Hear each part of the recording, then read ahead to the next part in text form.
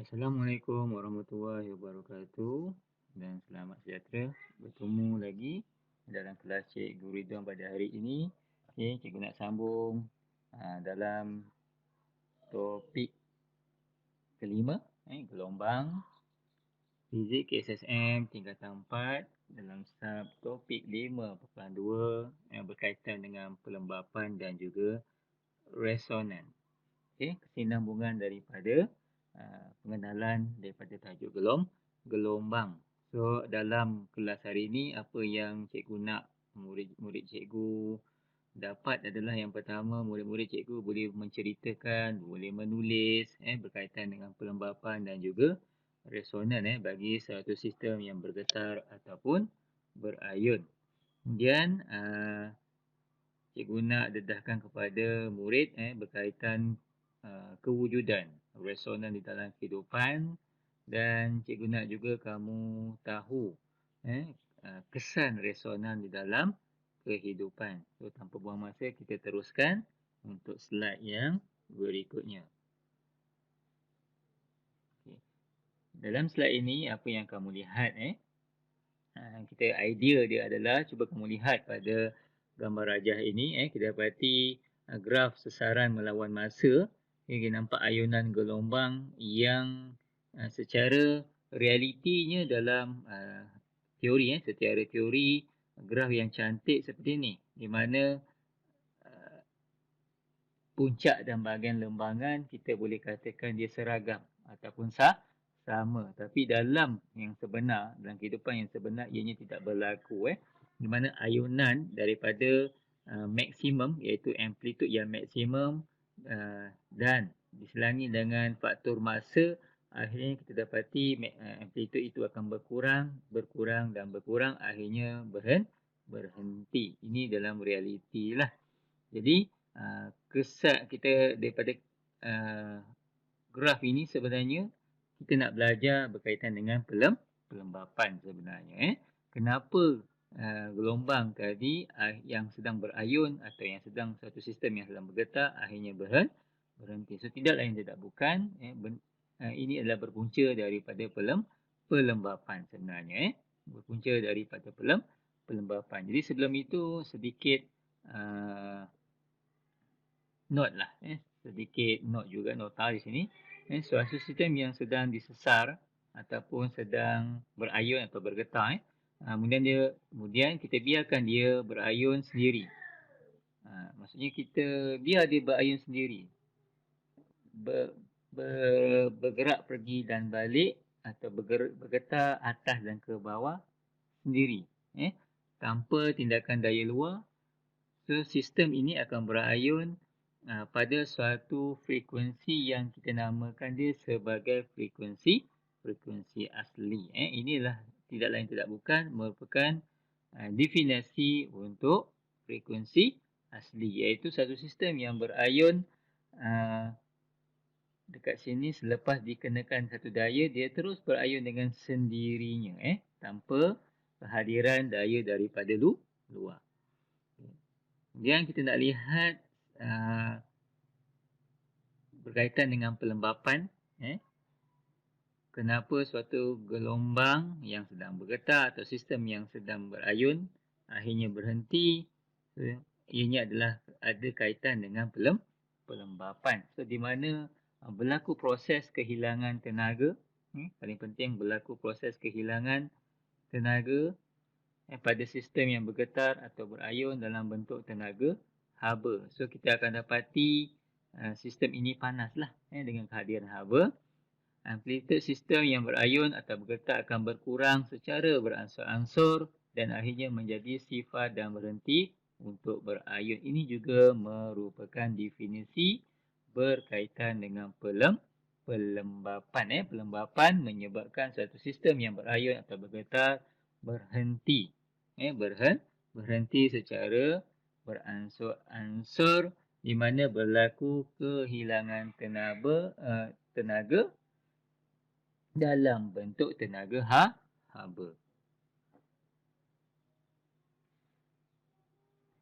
Okey, cikgu cadangkan elakkan daripada kamu menghafal kamu fahamkan dahulu dan kamu cuba bina ayat sendiri yang membawa maksud yang sama. Itu cikgu cadangan cikgu lah. Okay, kita lihat pula dekat sini dua contoh graf dan apakah perwakilan yang diberi untuk graf ini. So, untuk graf sesaran melawan masa di sini kita dapati gelombang ini daripada amplitude yang maksimum akhirnya berkurang untuk 2T semakin berkurang dan 3T semakin kurang dan seterusnya berhenti. Okey. Dan sudah pastilah kamu nampak sangat amplitude A1 ni lebih besar berbanding dengan amplitude A4. Ini berlaku pelembapan lah. Kalau kita buat graf amplitude melawan masa, kita ketara sangat di sini daripada amplitude A1, kemudian daripada untuk masa 2T dia menjadi A2, kemudian 3T dia menjadi A3 dan seterusnya sistem akan berhenti. Ini graf lah, graf seperti yang cikgu cakap, salah satu lagi kaedah kaedah memberi laporan ataupun menterjemah dapatan daripada eksperimen. Okey. Sistem yang berayun ataupun bergetar mengalami kehilangan tenaga disebabkan oleh dua faktor. Okey, faktor yang pertama ialah faktor luaran. Faktor yang kedua adalah faktor dalaman. Luaran, luar sistem lah. Dalaman sistem.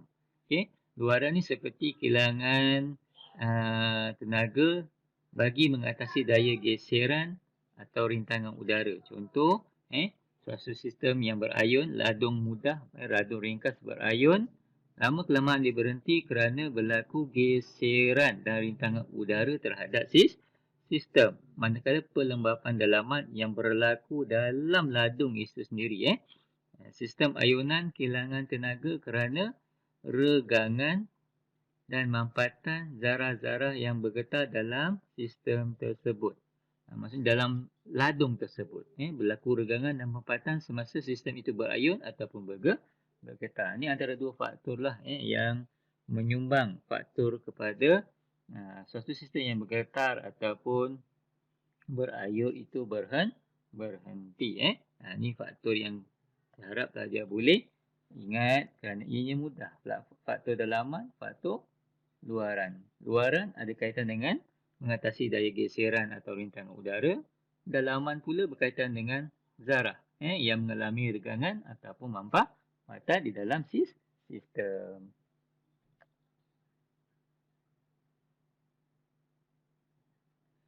Okey, kesan pelembapan ni boleh diatasi. Boleh kita atasi dengan kaedah daya luar. Dengan menggunakan daya luar yang berkala ke asas sistem yang sedang berayun. Maksudnya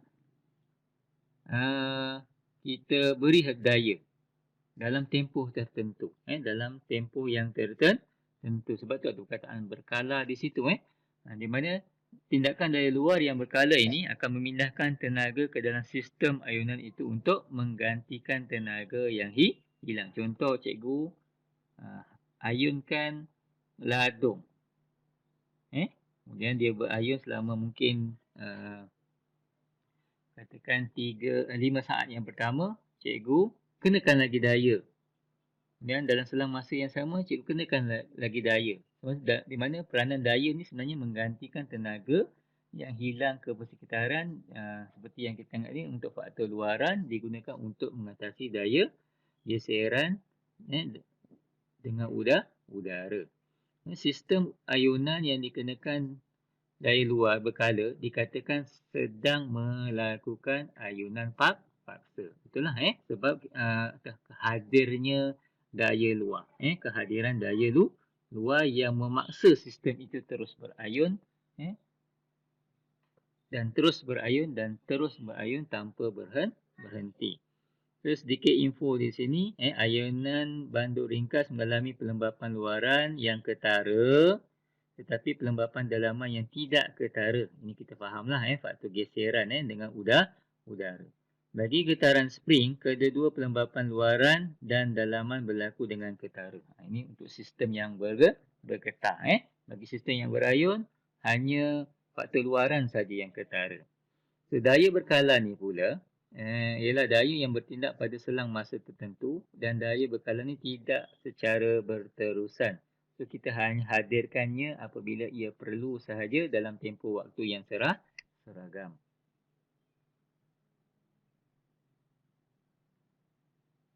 Okey, seterusnya kita pergi pada resonan. Okey, resonan ni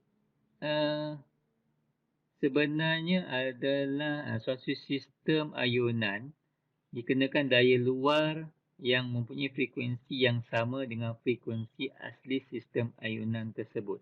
Maknanya ianya satu daya luar. Macam tadi sistem yang berayun tu kita kenakan daya luar yang memaksa ianya berayun secara paksa. Dan kes ini daya luar itu frekuensinya sama pula dengan frekuensi asli sistem yang sedang berayun tadi.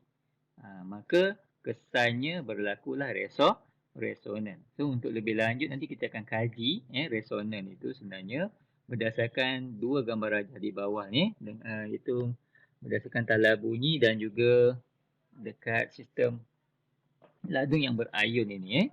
So semasa resonan, sistem berayun dengan frekuensi aslinya, sistem berayun dengan amplitude maksimum. So, apabila kita akan tengok nanti apakah maksud amplitude maksimum ni berdasarkan pada dua contoh yang akan diberi nanti. Tetapi inilah yang penting. Pertama, dia berlaku pada frekuensi asli dan dia bergetar atau berayun pada amplitude yang maksimum. Okey, so kita tengok.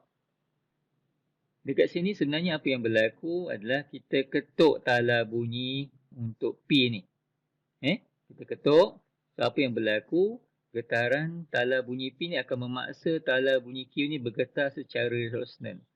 Pada asalnya, tala bunyi Q ni dia tidak bergetar pun. Kita cuma getarkan tala bunyi P. Pada selang masa tertentu, tala bunyi Q juga mengeluarkan bunyi.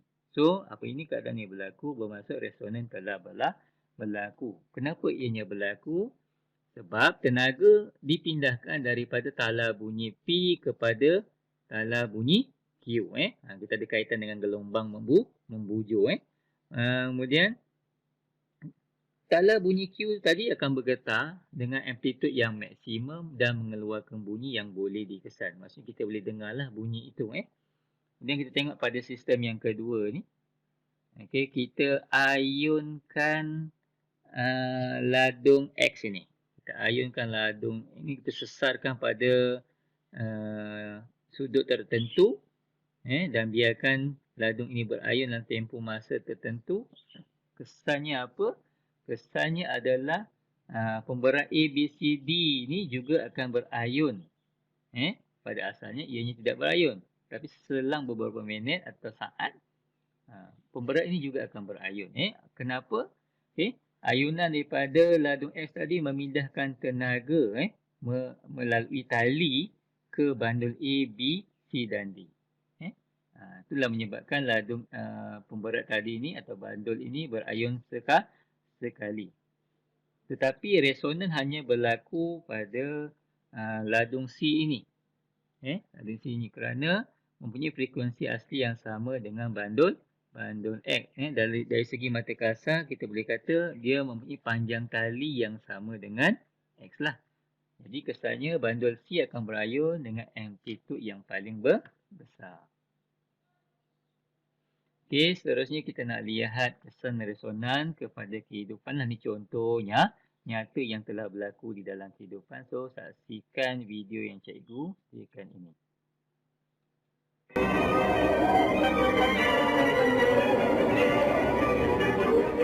Dawn of a fatal day, and the wind begins to speak with a roar that no man can fail to hear.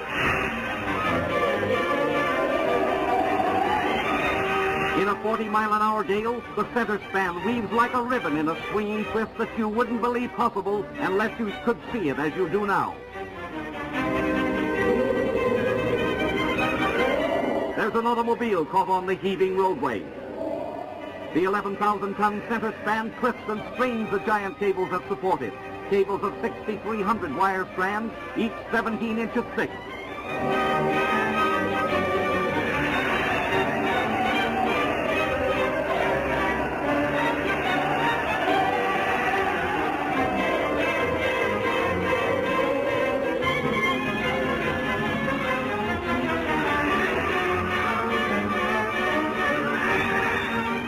Back out of the danger zone, all stricken spectators are driven to safety as the bridge gyrates like a nightmare high above the river, twisting, turning, curling. The lone motorist is forced to abandon the car. He has but a few minutes in which to save himself. Face to face with fate, his destiny hanging in the balance. Will he heed the last warning or perish with the doomed structure?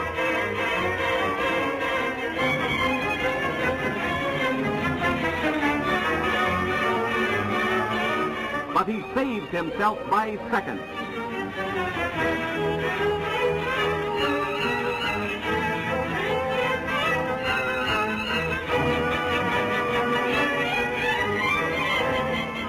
No structure of steel and concrete can stand such a strain. Steel girders buckle and giant cables snap like puny thread. There it goes!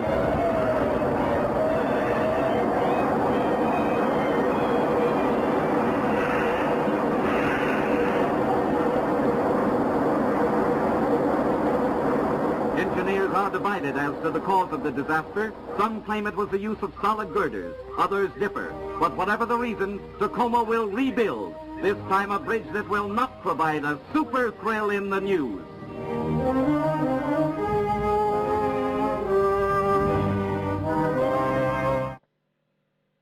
Okey, ini yang real lah yang berlaku di dalam kehidupan. Okey, setugasan adalah sebenarnya banyak lagi kehadiran resonan di luar. Contoh penyanyi soprano, penyanyi soprano yang boleh memecahkan cawan, suaranya boleh memecahkan cawan. So saya nak kamu cari video yang ada kaitannya dengan kesan resonan di dalam kehidupan. Kamu compile video itu dan kamu ceritakan sedikit dan kamu hantar pada cikgu selewat-lewatnya pada hari Khamis. Okey, selamat belajar di rumah. Assalamualaikum warahmatullahi wabarakatuh.